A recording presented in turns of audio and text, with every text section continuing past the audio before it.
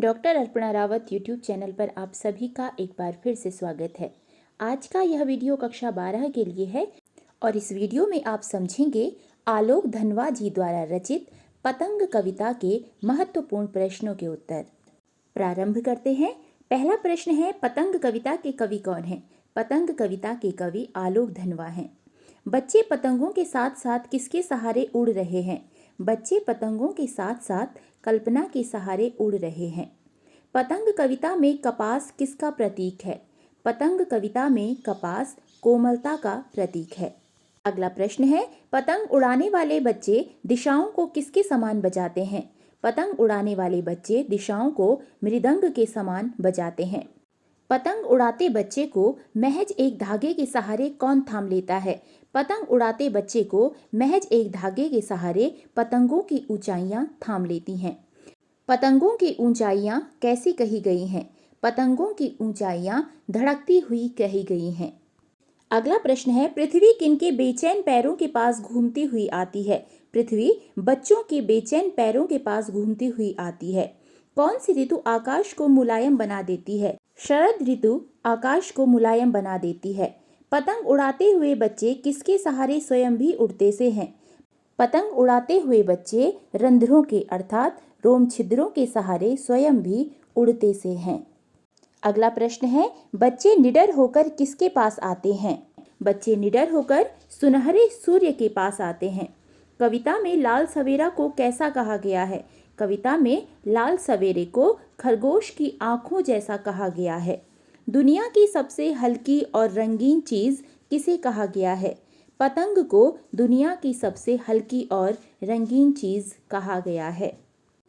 अगला प्रश्न है, दौड़ते भागते बच्चे दिशाओं को किसकी तरह बजाते हैं? दौड़ते भागते बच्चे दिशाओं को मृदंग की तरह बजाते हैं। कवि ने तेज बौछारों के जाने के साथ ही किस महीने के भी चले जाने की बात कही है? कवि ने तेज बौछारों के जाने के साथ ही भादों के चले जाने की बात कही है। किसकी आंखों के जैसा लाल सवेरा हुआ? खरगोश की आंखों के जैसा लाल सवेरा हुआ।